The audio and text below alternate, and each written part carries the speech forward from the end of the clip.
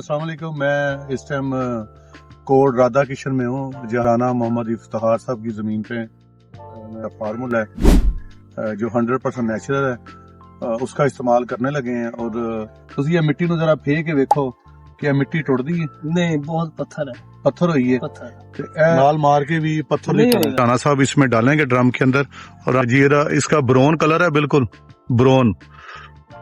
राना साहब पा दो, सारा पाई जाओ। आप इस जमीन का रिजल्ट जो है ना जी खुद देखिएगा। देखिए चौधरी मुदस्सिर साहब इसको एंगल को नीचे जमीन में लेके जाएंगे। सबसे ज्यादा हमारा मसला था कि पानी लगने के बाद 4 इंच के बाद हमारी जमीन हार्ड हो जाती थी जी तकरीबन 10 इंच है। अदरवाइज हमारा ज्यादा से ज्यादा फर्क आता था, 4 इंच के बाद जमीन हार्ड हो जाती थी। तो जिस जगह पे नहीं डाला, ये हमने नहीं डाला, इसकी चमक और इसका कलर, इस पे इन्होंने सब कुछ डाला। जो कलर है ना, उसका कलर खत्म हो गया, इसका कलर देखें वाज़ेह चल रहा है। ये फसलें भी एक दिन लगे हैं और पानी भी सेम टाइम पे लगा दोनों। खुशी जी जो चीज मैं देखा ना मेरी वो गंदम है जी जी, और है गंदम में इको दिन दी इन्हां दी काश ते इको दिन इन्हां नूं पानी लगा है और ਇਹਦੇ ਅੰਦਰ फास्फोरस भी है, ਇਹਦੇ ਉੱਪਰ यूरिया भी है जी। ਤੇ लेकिन ਉਹ ਦਾ ਤੇ ਤਾਂ ਇਹ ਫਰਕ ਆਇਆ ਹੈ। ਬਾਕੀ ਅਦਰਵਾਈਜ਼ ਉਹਦੇ ਵਿੱਚ ਅਜੇ ਤੱਕ ਮੈਂ ਕੋਈ ਚੀਜ਼ ਨਹੀਂ ਪਾਈ। ਇਸ ਸਟੇਜ ਦੇ ਉੱਤੇ ਮੇਰੇ ਪੱਤੇ ਜਿੰਨਾ ਚੌੜਾ ਪਤਾ ਕੋਈ ਨਹੀਂ।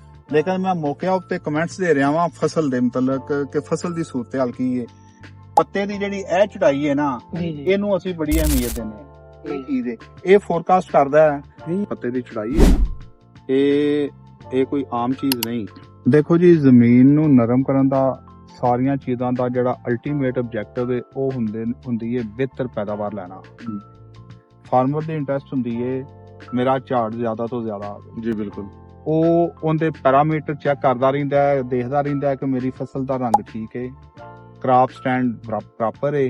ਉਹਨਾਂ ਤੋਂ ਅੰਦਾਜ਼ੇ ਲਾਉਂਦਾ ਰਹਿੰਦਾ ਹੈ ਕਿ ਇਨਸ਼ਾਅੱਲਾ ਤਾਲਾ ਬਿਹਤਰ ਆਏ ਨਾ। ਜਿਸ ਤਰ੍ਹਾਂ ਤੁਸੀਂ ਕੋਈ ਚੀਜ਼ ਡਿਕਲੇਅਰ ਕਰ ਦਿੰਦੇ ਹੋ, ਲੇਕਿਨ ਡਿਕਲੇਅਰ ਕਰਨ ਤੋਂ ਪਹਿਲੇ ਜਿਹੜੇ ਪੈਰਾਮੀਟਰ ਨੇ ਉਹਨਾਂ ਦੇ ਵਿੱਚ ਪੱਤੇ ਦੀ ਚੜਾਈ ਇੰਪ੍ਰੈਸ ਕਰ ਰਹੀ ਹੈ। ਇਨਸ਼ਾਅੱਲਾ ਤਾਲਾ ਨਾ ਇਹਦੇ ਸਿੱਟੇ ਲੰਬੇ ਹੋਣਗੇ, ਸਿਹਤਮੰਦ ਹੋਣਗੇ, ਬਹੁਤ ਅੱਛਾ ਰਿਜ਼ਲਟ ਮਿਲੇਗਾ।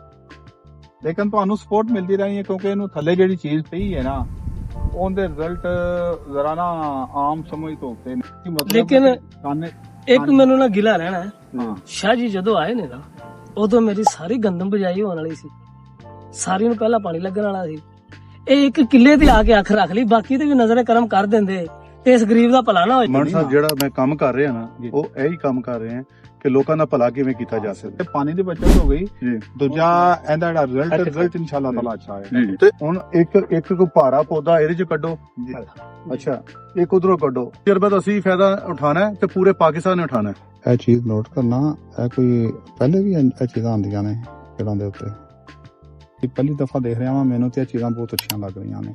ਉਤੋਂ ਤੇ ਮੈਂ ਪਤਾ ਹੀ ਵੇਖ ਕੇ ਦੱਸ ਦਿੱਤਾ ਸੀ ਨਾ, ਤੇ ਥੱਲਿਓਂ ਵੀ ਠੀਕ ਲੱਗ ਰਹੀਆਂ ਨੇ। ਸਿਹਤ ਇਹ ਚੀਜ਼ਾਂ ਹੁੰਦੀਆਂ ਨੇ ਨੋਟ ਕਰਨ ਵਾਲੀ। ਔਰ ਇਹ ਮੋਟੀ ਜੜ ਦੇਖੋ ਨਾ, ਇਹ ਦੇਖੋ, ਲਿਆਓ ਜੀ ਪਹਿਲੇ ਵਾਲਾ ਪੌਦਾ। ਟਿਲਰ ਦਾ ਫਰਕ ਆ ਗਿਆ ਤੇ ਜੜਾਂ ਦੀ ਲੰਬਾਈ, ਜਿਹੜੀ ਰੂਟ ਦੀ ਲੈਂਥ ਆਈ ਹੈ ਨਾ ਜੀ, ਮੋਟਾਈ ਵੀ। ਵੈਸੇ ਤੇ ਉਹ ਸਾਰੀਆਂ ਚੀਜ਼ਾਂ ਨੇ, ਮੈਨੂੰ ਇਹਦੇ ਵਿੱਚ ਉਹ ਵੀ ਉਹ ਸਫੂਫ ਹੀ ਨਜ਼ਰ ਨਹੀਂ ਆਇਆ।